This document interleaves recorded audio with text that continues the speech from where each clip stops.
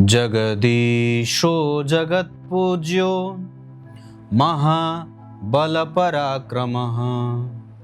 अजेयस्त्वं रणे क्वापि ममापि ही भविष्यसि। प्रिय दर्शकों नमस्कार, एक बार फिर से उपस्थित हूँ आप सबके सामने गोचर से संबंधित आज का ये महत्वपूर्ण कार्यक्रम मेष राशि से लेकर मीन राशि तक के जातकों के लिए बड़ा ही उपयोगी और महत्वपूर्ण होने वाला है। बने रहिएगा कार्यक्रम के अंतिम हिस्से तक, कहीं नहीं जाना है। शुरू करते हैं आज की यात्रा। लाइव होता हूं मैं शनिवार को रात्रि 8:15 पे इसी चैनल पे, जहां आपकी कुंडली का अध्ययन करता हूं। और फिलहाल आज के कार्यक्रम में हम अगस्त महीने में होने वाले विभिन्न ग्रहों के और महत्वपूर्ण ग्रहों के गोचर के बारे में जानेंगे और साथ ही साथ जानेंगे ग्रहों के नक्षत्रों के परिवर्तन का असर विभिन्न राशियों पर क्या होने वाला है। आरंभ करते हैं आज का कार्यक्रम।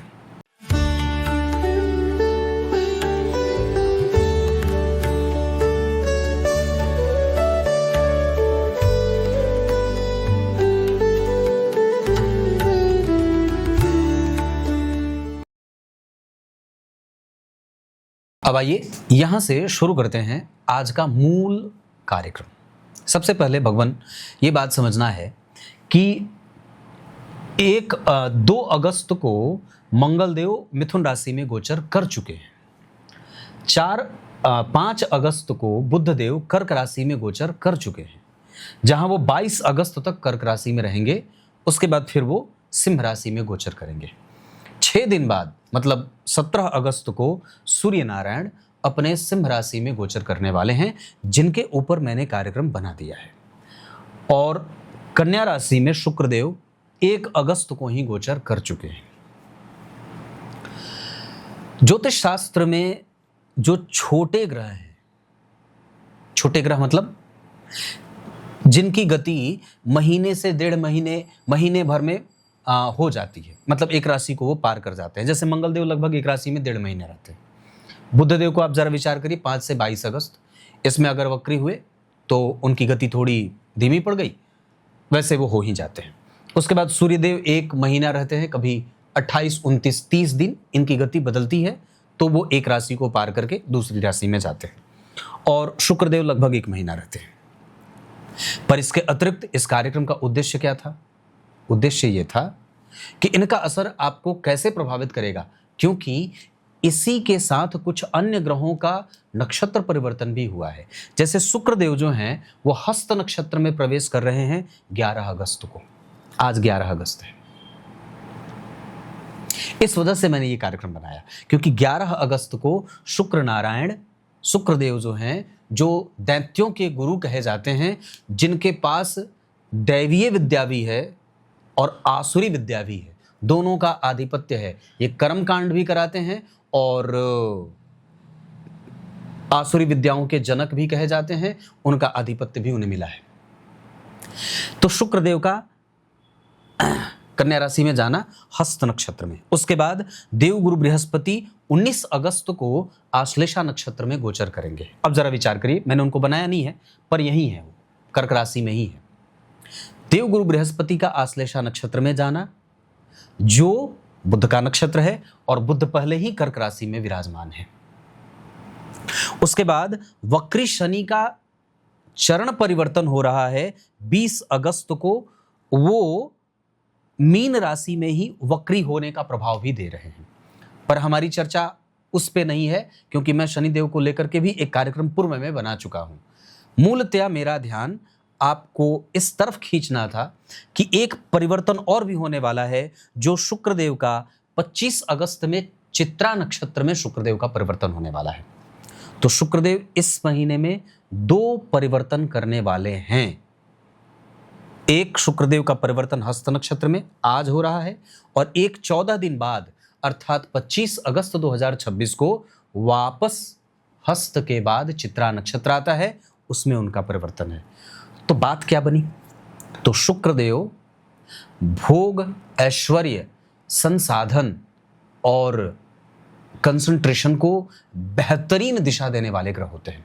जिसकी कुंडली में शुक्रदेव का प्रभाव अगर बहुत मजबूत रहा, उस व्यक्ति के जीवन में ऐसा सारा सुख मिल जाता है जिसकी वो इच्छा अपने मानव जीवन काल में करता है, एक मानव अपने जीवन काल में करता है। इस महीने में 2-2 बार परिवर्तन हो रहा है। और दूसरा, विचार करके देखिए तो इस शुक्र का नीच राशि में गोचर, तो नीच राशि में हस्त और चित्रा, ये 2 नक्षत्र, ऊपर से मंगल का प्रभाव उनके ऊपर है ना जी। मंगल देव पहले ही मिथुन राशि में बैठ करके मिथुन राशि के जातकों को, मेष राशि के जातकों को, वृश्चिक राशि के जातकों को, अब यहां से मूल कार्यक्रम शुरू होता है। क्या होता है कि मेष राशि के जातकों को, वृश्चिक राशि के जातकों को और मिथुन राशि के जातकों को उसके गड़बड़ निर्णय को देने वाले निर्णय में जल्दबाजी और परेशानी, भविष्य में परेशानी खड़ी हो जाए ऐसा निर्णय देने वाला बना सकते हैं। मतलब इन तीनों राशियों को बहुत सावधानी से आगे निर्णय लेना होगा। कब तक? जब तक मंगल मिथुन राशि से निकलकर कर्क राशि को पार करके सिंह राशि में नहीं आ जाते हैं। यह पहली बात हो गई। अब इस कार्यक्रम को और आगे बढ़ाते हैं। शुक्रदेव का हस्त और चित्रा, इन 2 नक्षत्रों का जो प्रभाव रहेगा वो उस प्रत्येक व्यक्ति की कुंडली को और उस जातक के प्रत्येक जातक को वो प्रभावित करेंगे जिसका जन्म कर्क राशि में हुआ होगा। जो कर्क राशि के लोग होंगे और जो मेष और वृश्चिक राशि के लोग होंगे, इन लोगों को भी अपने स्वास्थ्य का ध्यान रखना होगा, विशेषतया पाचन तंत्र का ध्यान रखना होगा। बहुत ध्यान से समझिएगा, क्योंकि कर्क राशि के जातकों को, मेष राशि के जातकों को और वृश्चिक राशि के जातकों को चंद्रमा और मंगल के नक्षत्र में शुक्रदेव के परिवर्तन के कारण स्वास्थ्य संबंधी समस्याओं से जूझना पड़ सकता है। आपका व्यय अचानक बढ़ सकता है, सावधानी आवश्यक होगी। अब विचार करते हैं, सूर्यदेव सिंह राशि में है और उनके ठीक पीछे देवगुरु बृहस्पति अभी वर्तमान में गोचर कर रहे हैं। मैंने उनको हालांकि लिखा नहीं है, पर फिर भी एक बात बताता हूं। सिंह राशि में 17 अगस्त को सूर्य नारायण का गोचर होगा। उनके ठीक पीछे बुधदेव हैं जो 22 अगस्त को वापस सूर्यदेव के साथ आकर के बुद्धादित्य योग का निर्माण करेंगे।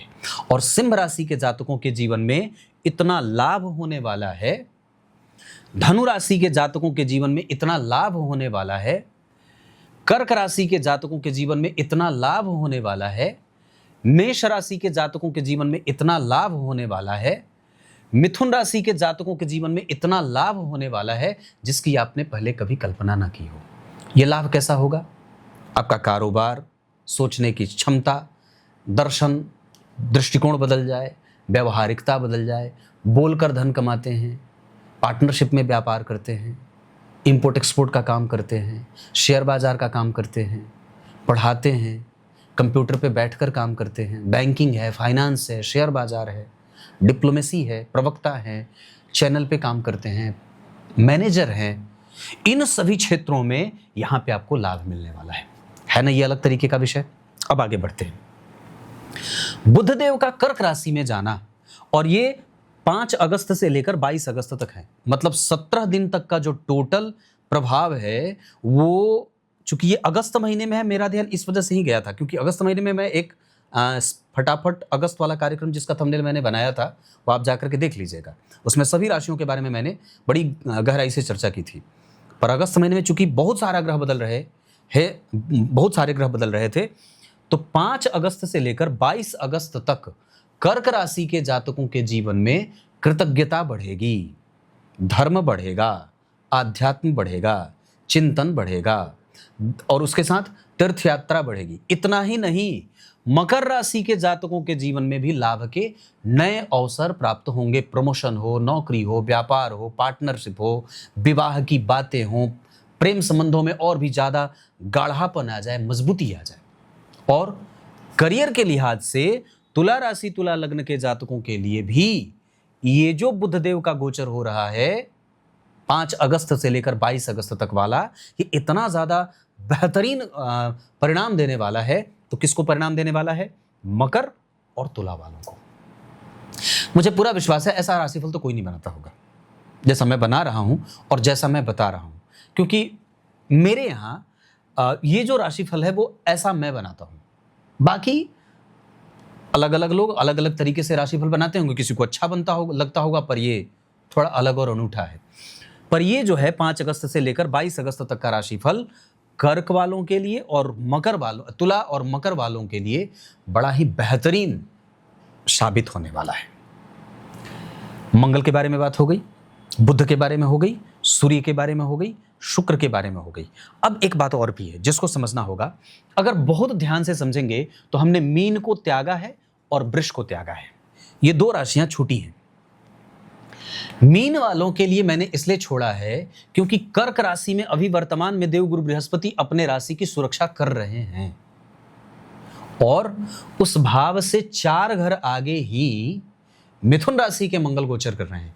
तो एक अच्छा पक्ष ये होगा कि आप ऋण से मुक्त होंगे, पर दूसरा पक्ष ये होगा कि आपकी चिंताएं बढ़ सकती हैं। इसका अर्थ होगा कि जो मीन राशि और मीन लग्न के लोग हैं उनके गृह क्लेश और घर का वातावरण थोड़ा बहुत कठोर बन सकता है, कड़वाहट भरा माहौल देखने को मिल सकता है।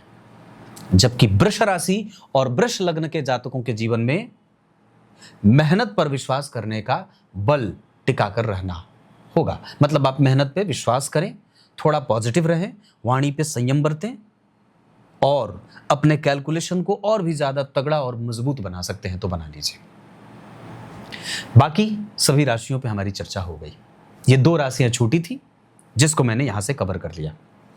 अब विचार करिए, जो नक्षत्र का परिवर्तन है उसमें मैंने पूर्व में क्या बात कही थी, थोड़ा सा ध्यान उस पर लेके आता हूं कि शुक्र का हस्त नक्षत्र में परिवर्तन मैंने बता दिया और चित्रा नक्षत्र में परिवर्तन ये बता दिया क्योंकि स्वास्थ्य में जो समस्या आने वाली थी।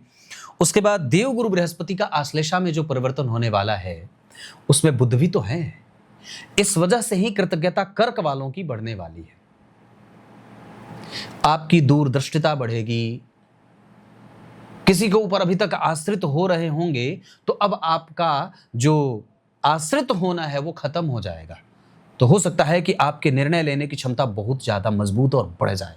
आप प्रैक्टिकल हो जाएंगे और स्वच्छंद निर्णय लेने में ग्रह आपकी मदद करने वाला है। 11 मिनट का कार्यक्रम हो गया। मैं बहुत बड़ा कार्यक्रम नहीं बनाना चाहता हूं, तो भगवान इतनी सारी बातें मैंने आपसे बताई हैं। क्लियर है? अब आइए कार्यक्रम के आरंभ में मैंने जो श्लोक पढ़ा है उसका अर्थ बता देता हूं। बहुत ध्यान से समझे। तो अब यहां पे ना एक द्वंद्व पैदा होता है और उसका उत्तर भी हमें मिल जाता है। द्वंद्व ये पैदा होता है कि बड़ा कौन। कई बार आपने महसूस किया होगा या कई बार आपके मन में ये भाव पैदा होता होगा, ये प्रश्न अचानक से सनातन धर्मों के लोगों में उठ जाता है कि आखिर शिव जी बड़े हैं कि नारायण बड़े। पर यहां पे शिव पुराण में ही उसका उत्तर दिया गया है।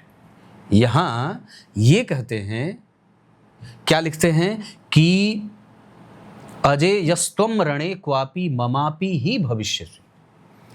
वक्त पड़े तो भविष्य में कभी कभी आप युद्ध में मुझ पर भी विजय प्राप्त कर लेंगे। ऐसा भगवान भोलेनाथ ने किसके बारे में कहा है?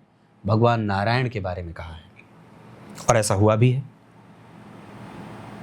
कि मैं आज से आपको इस संसार का आरंभ करने वाला, उसका पालन करने वाला और संहार करने वाला तीनों आपको बनाता हूं और समस्त ब्रह्मांड की शक्तियों का आप में निहित करता हूं। अब देखो ये बड़ी अजीब बात है, मतलब शापित है। मैंने फोन जो है वो फ्लाइट मोड पे डाला है फिर भी फोन आ रहा है। और वीडियो बनाते समय तो निश्चित रूप से फोन आता है। तो क्या बोल रहा था कि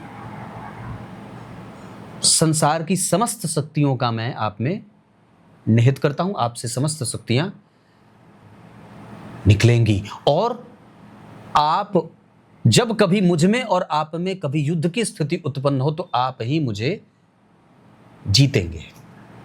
जाइए, मैंने आपको ऐसा कह दिया।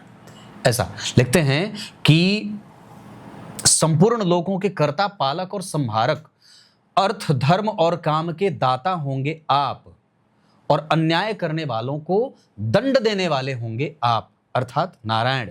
और आप महान बल पराक्रम से संपन्न जगत पूज्य जगदीश्वर होंगे और कहीं कहीं मुझसे भी अजय होंगे।